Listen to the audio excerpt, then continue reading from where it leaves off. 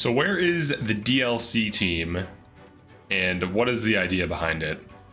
So far, I have replaced Lucina, Ike, and Lyn with Edelgard, Hector, and Tiki. And I'm not doing the paralogs of any of those. And in terms of levels, some of these units, like this Chloe, she's basically like level 24. She's certainly over leveled. This Anna, she's like level 24. So the Chloe and the Anna are over leveled. Marin is about normal. I just second sealed her. Tamara isn't super high level. She just leveled up twice. And Etier is basically level 20. She might be like level 22. So of the units that are potentially over leveled, well, Lear's also like level 21, 22, because I second sealed, or I master sealed at like 18, or I'm sorry, 15. So we have like 4 units from the early game who were boosted up a little bit.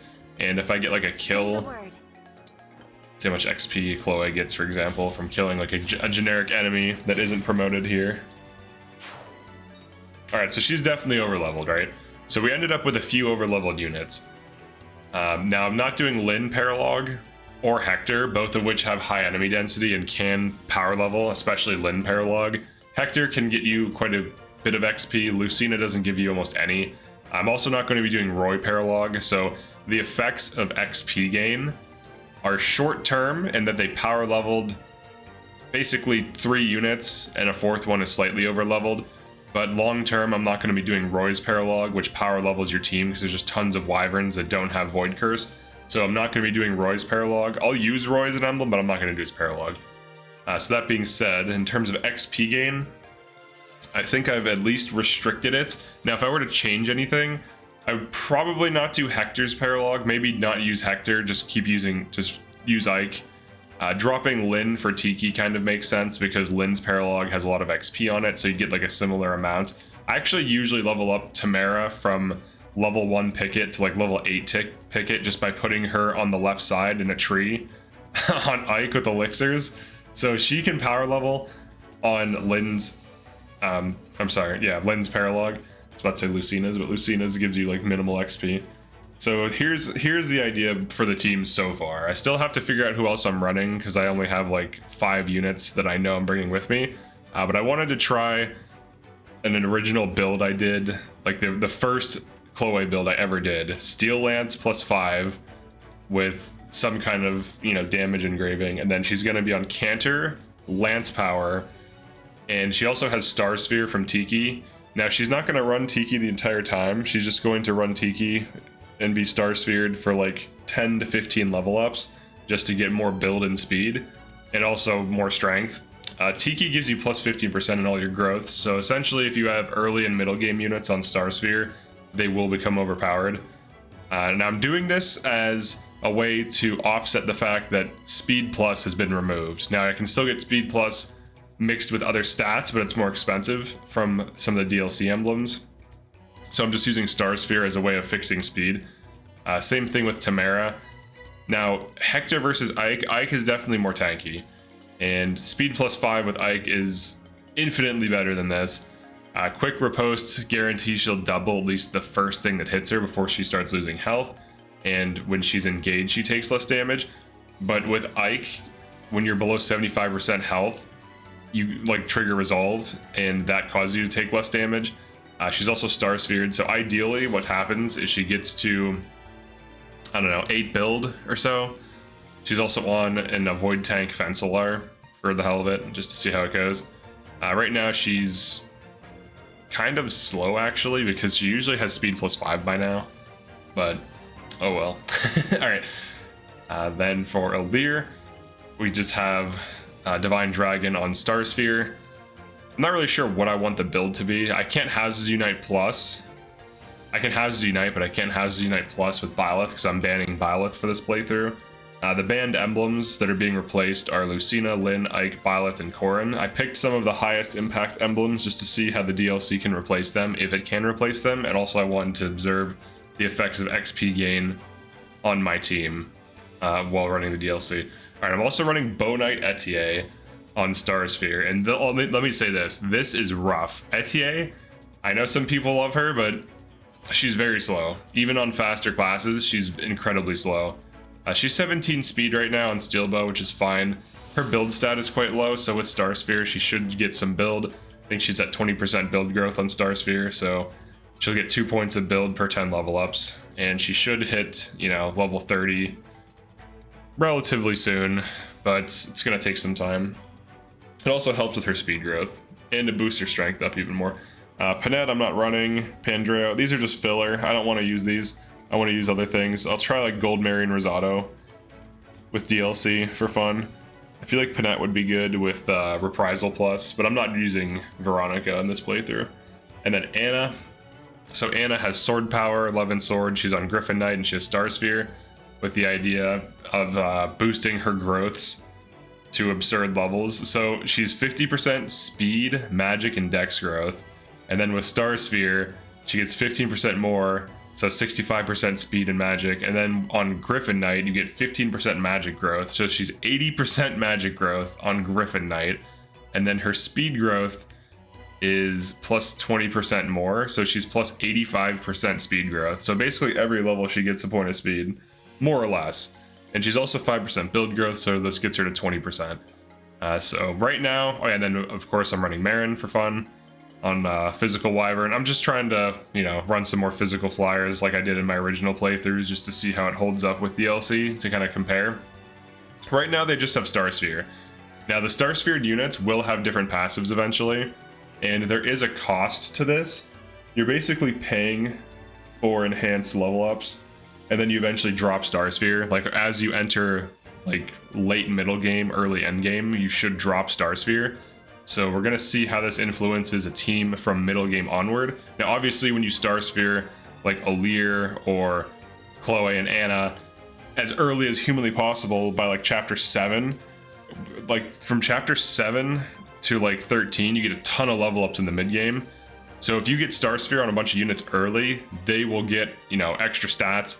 And if you level up 20 times with Star Sphere, you get plus 3 to all your stats. So like plus 3 to strength, magic, dex, defense, res, luck, and even build, which is pretty insane. But with Star Sphere, you kind of get speed from it. So that's kind of how I'm using it. Now, in terms of the skills I'm actually going to use, as I get more DLC emblems, as I get to like chapter 15 to 17, I'll know more. Now I still have lance power, sword power. I don't have axe power because Ike, you know, has been replaced by Hector. But I'm going to try some different DLC skills out. I do like Geosphere. This is interesting. So like if I have 2 Geosphere tanks, or if I just have one, if I just have like Geosphere on like Tamara or something, I think it goes up to plus 5. I don't think it gets to plus. I think it caps at plus 5. But if I have like a Tamara Gold Mary tank duo, that could be pretty high impact because they both get plus 5 defense and res, which is the equivalent of having base level resolve triggered at all times.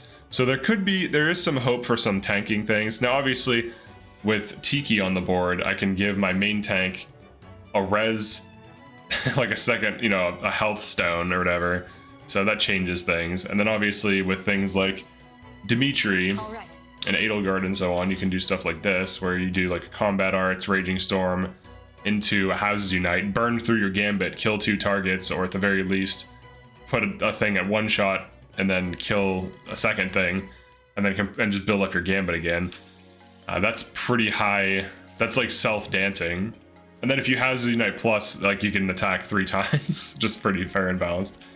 But yeah, like Edelgard is definitely really cracked with Byleth. Without Byleth, Edelgard is still pretty good. Stat increases are pretty good. I think of these, Hector is definitely one of the worst. Now he could be good with units who can't double that are really tanky, but still get attacked so that they quick riposte without, you know, getting below 80%. And then I think eventually gets down to like, as long as you're at 60%. But we'll see. We'll see how Hector goes on Tamara. I'll probably switch him to someone else. She just has him temporarily. Now he does increase strength and defense, but she usually wants speed also, if you're not running a speed passive. Because pretty much every unit except for like Chloe, Griffin, maybe Anna Griffin needs like speed fixed. Chloe Griffin, in this use case, is using a lighter weapon. so her speed is only reduced by 1. She just needs 1 more point of build, and then she's fine. She's weightless weapon, and she doubles pretty much everything on this map right now, except for like this guy, the Sword Master. But yeah, that's pretty much it for this one. I just wanted to show the team's progress. I'm still figuring out the builds. I'm basically organically unlocking the DLC emblems because most people just get them all at once. Some of the maps were actually kind of hard because I've staggered unlocking them. So now that I'm getting like more units that are higher level, the average level of these enemies scales. This is a problem though because it gives me more XP. Now I only have 2 more DLC emblems to get. I'm going to get Chrom and Camilla. So Byleth is replaced by Chrom. I felt like that was really logical because Chrom is kind of like support utility with some damage. Replacing, you know, Byleth, who instructs and dances. So you don't get the AoE dance, but you get the stat increase. So that's obviously really useful. And then Corrin is replaced by Camilla, who has veins. So that's very logical as well. She also interacts with tiles. So those are the replacements. Now, obviously, of those, I think Byleth is generally considered better than Chrom, and Corrin is generally considered better than Camilla. So I'm basically trading XP from scaled enemies on these paralogs for 2 more chapters for worse emblems, in my opinion. And that's kind of like the idea, right? To try to balance DLC. DLC should have just used set levels. I don't know why they have it scaled to your level, because the issue with scaling is that no matter what level you are, as long as most of your team is at that level, if they scale the enemies, you now get XP from those enemies. Whereas if I go back, you know, let's say I'm like level 30 and I go do like Corrin's Paralog, I'll get like no XP. And that's fine, because I waited to do it. So I think they should have just had it not do level scaling and to be fine. It would probably be fair, actually, if they like treated the DLC like the normal emblems where you have to get them at certain chapters. Like if they unlocked at certain chapters, that would be more balanced than the current system. But the current system is what we have. So yeah, that's it for now. The performance of the team, pretty good. Obviously Anna Mage Knight's wrecking, Chloe, or Mage Knight, Anna Griffin is wrecking. She keeps proccing too. She's already 18 luck, so she's already made me like 5k, so she's already paid for the cost of both of her seals, which, you know, other units can't make you anything, so pretty decent. The Etier build, kind of suspect. It's like it can one round, she's missed. It can one round like weak enemies that are slow, but it doesn't one round like actual threats. And then the Marin build's decent. That's a base javelin. She basically can one round with the steel lance. She's going to be getting lance power and probably canter if I can get her speed up enough. I could have put her on Griffin, but with Star Sphere, she has the speed growths of Griffin with Star Sphere, so might as well just go for the strength. She's already quite fast anyways. But yeah, that's pretty much it for this one. Definitely like and subscribe if you enjoy these types of videos. I don't think I'm going to be using Ivy long term. She's not Star Sphered, she's just here. I might use her as a Thoron bot, I don't know. Bram is also here. So yeah, peace.